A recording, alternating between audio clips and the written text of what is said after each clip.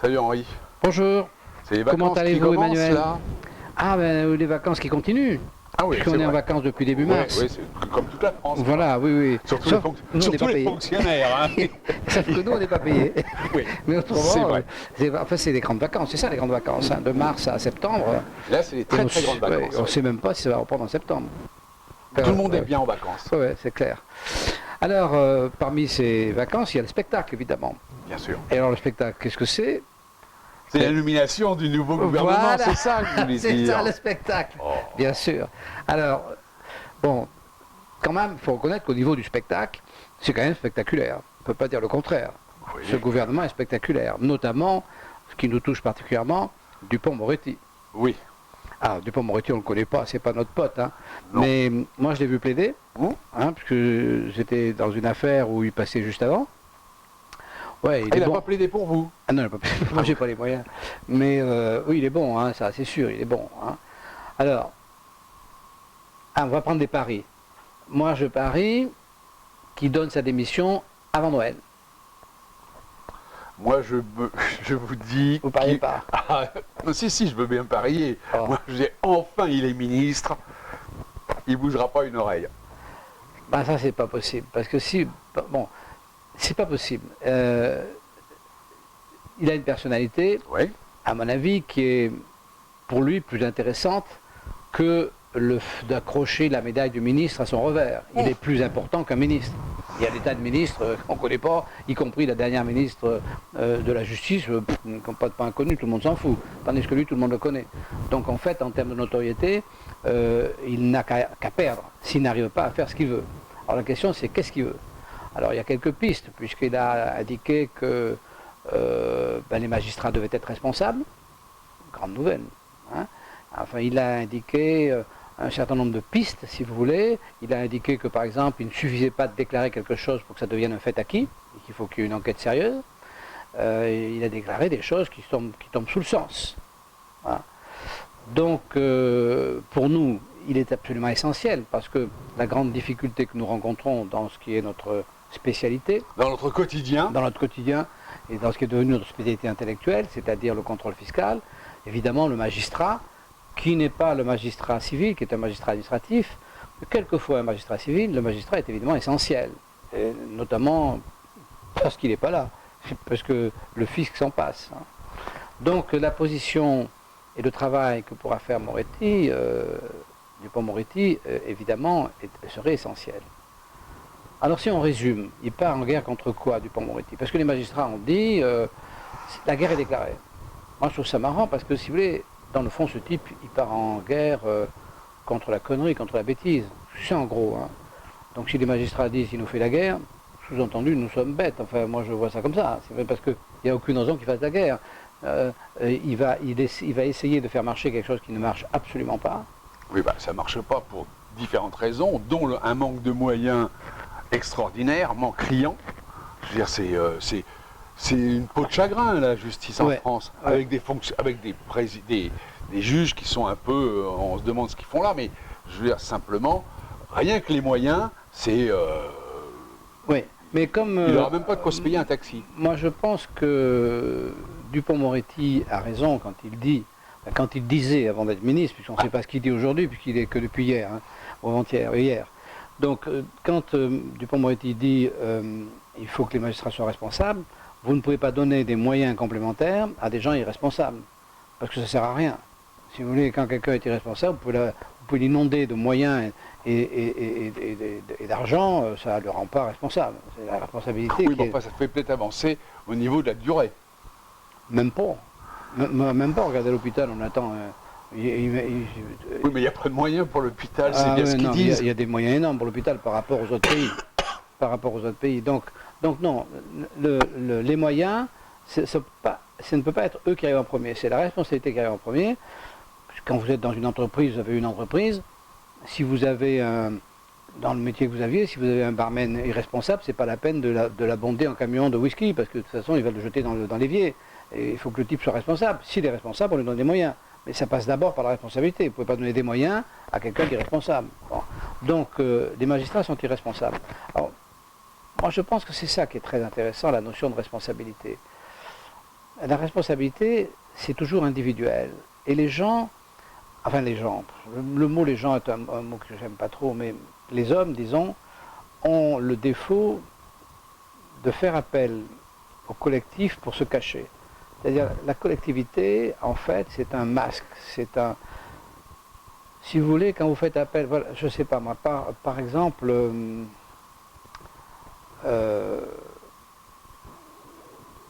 les Allemands sont... Encore, les pauvres Allemands. Non, mais les Allemands sont nazis, très bien. Mais en fait, ils sont nazis. En fait, pour qu'ils soient nazis, il faut qu'il y ait des gens qui prennent la responsabilité personnelle de faire des actes qui correspondent à cette, entre guillemets, philosophie. Mais pareil pour, je sais pas, pour n'importe quelle activité, si vous voulez. C'est en ça que le corporatisme n'est pas quelque chose qui vient toujours à l'échec. Par exemple, votre plombier, il fait une soudure. Il ne peut pas se cacher derrière la corporation des plombiers, derrière sa soudure, elle fuit ou elle ne fuit pas. C'est lui qui fait la soudure, c'est lui qui a la fuite ou qui n'a pas la fuite. Mais on a là, à Bayonne, il y a un chauffeur de bus qui est entre la vie et la mort parce qu'il a des gamins ou je ne sais pas qui lui ont foutu sur la gueule. Bon, tous les chauffeurs de bus font grève. C'est pas tous les chauffeurs de bus qui ont eu un problème, c'est ce chauffeur de bus qui a eu un problème. Soit il a excité des gens qu'il ne fallait pas exciter, soit les types il s'est approché de gens dont il a mal mesuré la dangerosité, mais de toute façon c'est lui tout seul qui est d'abord dans le coma, probablement mortel, et puis c'est lui, c'est pas les chauffeurs de bus. Et quand il descend et qu'il va dans une altercation avec des automobilistes, c'est pas les chauffeurs de bus qui descendent. S'il croit que c'est les chauffeurs de bus qui descendent, il va prendre de la gueule, c'est lui qui descend. Donc si vous voulez, cette notion de responsabilité personnelle, elle est absolument essentielle. Donc quand les magistrats, et c'est là, si vous voulez, qu'on retrouve ce que aussi Dupond-Moretti prétendait vouloir supprimer, c'est-à-dire l'école de la magistrature, ce en quoi il a parfaitement raison, parce que pourquoi l'ENA pose problème? C'est pas que l'ENA pose problème, parce que l'ENA est une école comme une autre, mais l'ENA crée une ambiance collective de soutien qui fait que les gens qui ont fait l'ENA ne se sentent pas responsables, enfin arrivent à dissimuler leur responsabilité parce qu'ils interviennent au nom de l'ENA. En fait, les gens qui font l'ENA et qui sont après grisés par le pouvoir, c'est strictement personnel. Si vous avez une fois dans votre vie traversé Paris dans la voiture d'un attaché ministériel, des voitures grises avec le machin bleu qu'on met sur le toit et qui fait pimpon, un peu comme celle des flics, vous apercevez la jouissance du type. Moi, j'étais amené à traverser Paris dans ces conditions, j'étais gêné, et je voyais dans la satisfaction du bénéficiaire tous les jours de cette voiture. Donc, vous voyez, quand Hidalgo vous empêche de passer rue de Rivoli, elle sait qu'elle, avec son truc bleu, elle va y passer. Donc, si vous voulez, quand un escroc vous escroque, mais il prend un plaisir personnel, c'est même pas l'argent qui vous pique. C'est le plaisir de voir baiser parce qu'il pense que dans sa tête, il se dit « Oh, je suis plus intelligent que lui puisque je l'ai escroqué ». Donc les gens, si vous voulez, ils ont des moteurs personnels et donc ils doivent avoir des responsabilités personnelles. Et c'est en ça qu'on peut se poser la question, est-ce que Macron fait un coup de spectacle ou est-ce qu'il est sincère, et à son âge quand même il est jeune, hein, est-ce qu'il aurait bien compris la différence qu'il y a entre la responsabilité et le masque collectif? Bon, ça, on verra ça plus tard. Hein. Ouais.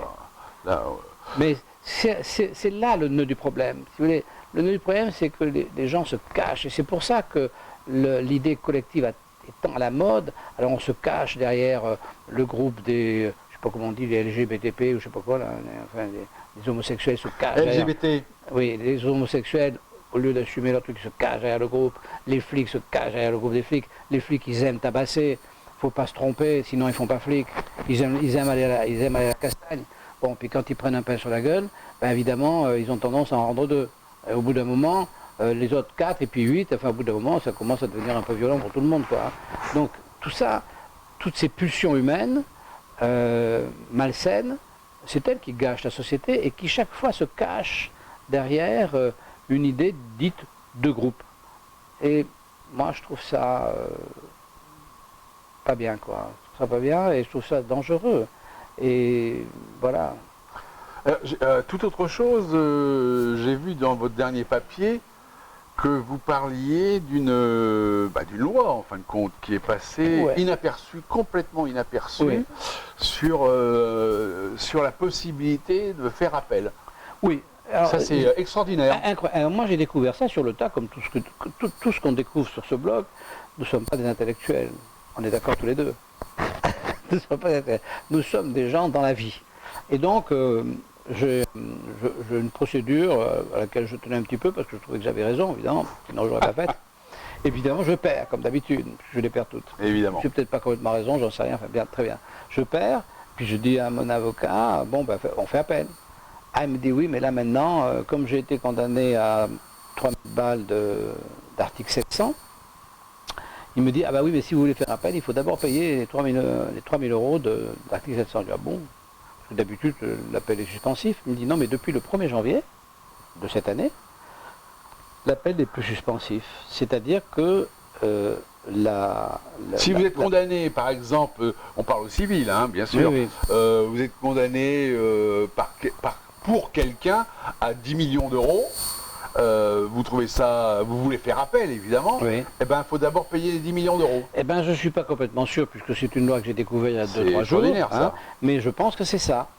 Eh ben, je trouve ça, extraordinaire, encore en plus extraordinaire parce que personne n'en parle, si elle est vraie, et puis c'est quand même la mort, en plus d'un paquet d'avocats. Parce que tous les avocats qui allaient en appel, comme les gens n'auront plus les moyens de régler avant, mais c'est ça. Mais ça va plus. Oui, bien sûr, c'est un sinistre. C'est un sinistre, mais c'est surtout un sinistre par rapport à la Constitution, à la loi. C'est un sinistre par rapport à l'état de droit.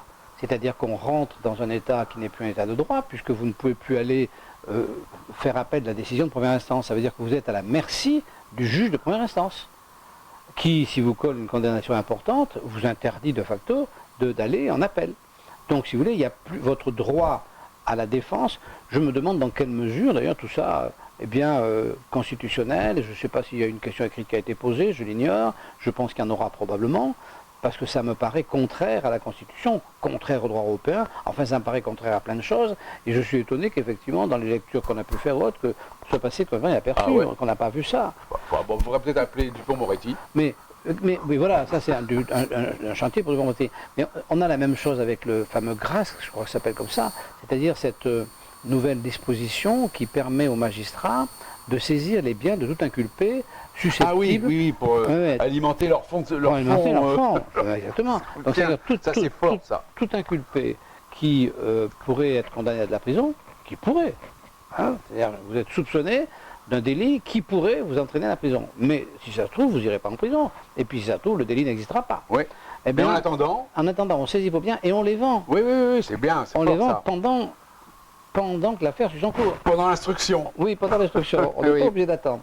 On les vend. Ouais. Et alors, vous avez un député comme Éric Ciotti, là, qui est un député de Nice, qui dit, mais c'est formidable, parce que ça touche davantage les truands que d'aller en prison. C'est-à-dire qu'il nous dit, ce qu'on répète depuis une éternité, que le bien matériel des individus fait partie intégrante de leur personnalité. Et donc, il dit évidemment, quand on leur enlève, quand on leur pique, les pille, on leur fait encore plus de mal que quand on les enferme, parce que comme on les enferme dans des conditions relativement assez indignes, mais enfin ils mangent, ils dorment, finalement c'est moins pire que de leur piquer leurs affaires.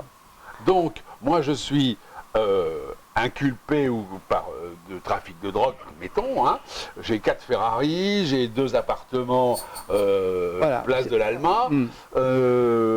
Bon, l'instruction est longue. En attendant, donc, on va me vendre mes Ferrari et mes appartements. Alors, si vous êtes inculpé de trafic de drogue, il y a peu de chances que ce soit pas vrai. Bon, d'accord. Ou alors de trafic d'autre chose, si vous voulez. De contrôle fiscal, un contrôle fiscal lourd. Voilà. Vous êtes convaincu de fraude fiscale, ou tout bêtement, tout simplement, vous faites un excès de vitesse de plus de 50 à l'heure, et votre Ferrari est saisi, vendu. Et puis voilà, terminé. Donc, si vous voulez, alors, cet outil, qui prend de plus en plus d'importance. Oui, mais attendez, donc, au final, je suis lavé des soupçons, Oui. hein, mais en attendant, on a vendu tous mes biens. Voilà, alors on vous rend le fric. Oui, enfin, Mais ça ne vous rend pas les biens, parce que comme on les a vendus aux enchères, il n'est pas impossible Voilà. qu'ils soient vendus pas cher. Oui. Vous avez une maison qui vaudrait par exemple 3 millions d'euros, aux enchères est par 1,5 million, on vous rend 1,5 million. On ne vous rend pas la différence. donc si vous voulez racheter votre maison, il faut remettre 3. Oui, non, on vous rend 1,5 million, Oui, il faut d'accord, remettre bon. 1,5. Voilà. Ça, c'est pas mal. Ouais. Comme Non, mais truc c'est aussi. une escroquerie. Et alors tout le monde se tape sur le ventre en disant c'est formidable, voilà un moyen de trouver de l'argent. Ça veut dire que si vous voulez, ils ont même dans les documents qu'on lit là-dessus, c'est quelque chose maintenant qui va être enseigné à l'école de la magistrature pour motiver les magistrats de telle sorte qu'ils n'oublient pas, dès qu'ils arrêtent quelqu'un, il faut tout de suite qu'ils aillent voir tout son patrimoine, tout ce qu'il a, parce qu'il faut tout de suite qu'ils saisissent et qu'ils vendent. Parce que ça va devenir un des moyens de survie de la justice. Cet argent qu'on récolte aux enchères, il va où? Eh bien, il est pour la justice. Ah, il va au ministère de la Justice. Voilà. Ah, Donc le ouais. ministère de la Justice, si vous voulez, va vivre sur la bête. C'est-à-dire que le ministère de la Justice va avoir intérêt à condamner, Ouais, ouais. parce que quand ils condamneront, ils auront une prime. On revient avant la Révolution. C'est Exactement. pas mal. Non, mais, Tout ça, c'est pas mal. Hein. mais ça ne peut pas marcher. Ou on va vraiment devenir des cerfs, et là, ça va être pénible à vivre, ou ça va exploser. Mais ils vont trop loin dans l'atteinte aux droits essentiels d'un état de droit. De la propriété. Ah ouais, moi je ne sais pas ce qui se passe dans leur tête, mais je pense qu'ils sont fous, hein, et je ne pense pas qu'ils se rendent compte, mais à un moment donné, les gens vont se révolter, ce que les faire. C'est vraiment tout à fait étrange. Hein. On vit une drôle de société. Et j'ai découvert un article, un autre sujet, un article d'un ex-avocat, qui est maintenant à la retraite, Toiti. Ah oui, il est bien. Vous l'avez mis en. Oui, je l'ai mis. Oui, vous l'avez mis en. Oui, il est bien cet article. Il est pas mal du tout, Ah ouais, il est bien. et c'est tout à fait ce qui se passe depuis longtemps. Il rappelle comment. Il rappelle d'une manière qui est moins. Il rappelle d'une manière plus.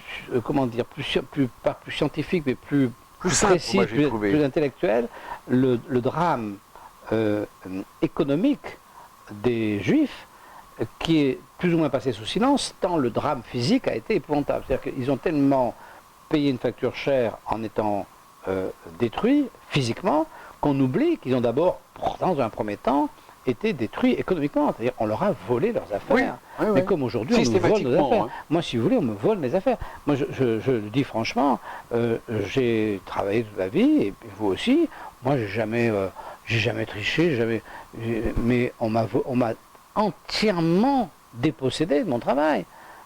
Et tout le monde trouve ça parfaitement normal. Oui. Parfaitement normal. Autour de moi, les gens, tout ça. Et si vous voulez, se retrouver à un certain âge, après avoir travaillé toute sa vie, en ayant une certaine éthique, moi j'ai toujours essayé de faire les comptes justes, de faire en sorte que les gens ne trichent pas dans le bâtiment, c'est pas évident. Enfin, j'ai essayé de faire mon travail proprement, et se retrouver à la fin ruiné, toujours pareil, avec une excuse collective. Parce que le type qui me ruine, le Brabant, il se régale. Je suis sûr qu'il se régale. Parce qu'il est intelligent. Ils se régalent tous, hein. Oui. Alors, le seul qui ne s'est pas régalé, à qui ça a posé des problèmes sans doute, c'est Martineau. Martineau, ça a posé des problèmes. D'abord, la notification, il a mis 2 ans à l'établir. Il savait très bien ce qu'il faisait. Et ça lui a posé des problèmes de morale qu'il a essayé de couvrir par une multitude de procès pour essayer de se donner bonne conscience. Et je ne pense pas qu'il ait réussi à se donner bonne conscience. Je pense que Martineau, que je salue au passage. Oui, bonjour Martineau. Oui. Et maintenant, il a un bon poste en plus. Oui. Hein, grâce à vous, et à certains de vos collègues de ruiner fiscalement grâce à... Enfin, je ne sais pas s'il a fait un mea culpa, mais en tout cas, il a hésité, ça lui a en tout cas posé un problème. Mais les autres, non. La mère Jo, tu es vraiment une garce qui a pris du plaisir. Elle me l'a dit en venant chez moi. Et Brabant, il prend du plaisir à me ruiner. Il me vend des maisons, il me met sur la paille, mais il y prend du plaisir. Et c'est... Mais les SS prenaient du plaisir aussi dans les camps de concentration. Voilà, parce que c'est vraiment un problème, comme on en disait tout à l'heure, il se cache derrière la collectivité, mais pour assouvir des plaisirs personnels, des pulsions personnelles. Et ces gens sont des destructeurs. Et donc, c'est en ça que on pourrait souhaiter s'il était sincère, on pourrait souhaiter à Macron de réussir, et notamment à Dupond-Moretti. Mais moi, je parie qu'il va s'en aller, parce que il y a pas si vraiment il se met à vouloir mettre ça en place, ça veut dire qu'il faut un système à l'anglaise, c'est-à-dire que les magistrats, on ne les prend plus dans une école, on ferme l'école, on les prend parmi les avocats, parmi les meilleurs, et ça devient un poste honorifique. On devient magistrat en fin de vie, c'est-à-dire vers 50 ans, si vous voulez, 55, ouais, on est magistrat de 55 à 65 ans. Et presque pas bénévole, mais ça pourrait être, si vous voulez, la marche ultime d'un carrière d'avocat réussi. Parce qu'il n'y a pas besoin, par rapport au nombre d'avocats, il n'y a pas besoin de beaucoup de magistrats. Donc, si vous voulez, on pourrait voir ça comme ça. Et là, on pourrait avoir des chances, peut-être, d'avoir une justice qui marche. Mais ça ne va pas marcher. En admettant qu'il ait envie de ça mettre en route, c'est pas possible. Ils ne vont jamais accepter. Donc, il va être où il va rien faire. Mais à ce moment-là, qu'est-ce que ça apporte à sa personnalité d'avoir été ministre? C'est plutôt. Et pourtant, il a déclaré qu'il ne rentrerait jamais dans un gouvernement. Il a déclaré. Ah oui. Aussi bien comme Bachelot, la rigolote Bachelot, qui a dit jamais plus. Jamais plus je ne serai dans un gouvernement. C'est pour ça que j'imagine. Enfin, je ne sais pas, on ne m'a jamais demandé d'être ministre. Oui. Bon, ça ne va pas tarder. C'est dommage. Mais... C'est dommage parce que, à mon avis, vous pourriez prendre la place de Darmanin, qui est séville, là, et maintenant. faire le ménage. Oui, faire le ménage. Vous faites le ménage à Bercy. Oui. Hein? Et moi, je vous assure que la France redémarrerait tout de suite. C'est pas un problème. Ça. Monsieur Macron, je m'y engage. Oui, alors, donc, ceci étant, donc on ne m'a jamais nommé ministre, et on ne m'a jamais proposé, bien sûr, mais je suppose que quand on vous téléphone pour vous dire que vous allez être ministre, ou que vous pouvez être ministre, vous posez vos conditions. Ou alors vous êtes moins que rien. Vous posez vos conditions, vous dites au président de la République, écoute mec, moi je veux bien être ministre, mais je t'avertis, je veux être libre. Et voilà ce que je veux faire. Il est libre, et Max. si je ne fais pas ça, je ne viens pas. Ouais. Quand on est au niveau de... Parce que Bachelot quand même, elle est à RTL ou je sais pas quoi, ou Esmar. Ouais, bon, donc du coup elle va perdre quand même... C'est une clown. Oui, mais c'est pas une clown, elle n'est pas con. Mais oui, non, mais elle est devenue... Maintenant, elle a la place d'un clown pour amuser le public d'RTL, de n'importe quoi. Oui, mais elle s'amuse elle-même. Moi, je pense qu'elle prend du recul sur les choses. Oui. Là, elle va revenir au charbon, mais donc elle va perdre sa place de recul. C'est-à-dire que si elle n'a pas les coups des franches et si elle ne peut pas travailler librement, quand elle sort de là, elle n'est plus rien. C'est ce qui s'est passé pour Tapi. Oui, mais Bachelot a la culture.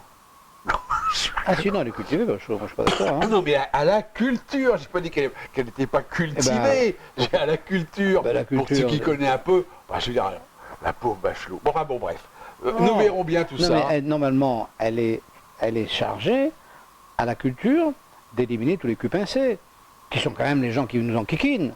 Oui. Hein. Bon, si elle le fait, elle sera toujours Si elle le fait. Elle est là pour ça. Ouais. Alors moi je me dis, Macron, il a 2 ans. Je serai Macron, que je ne suis pas.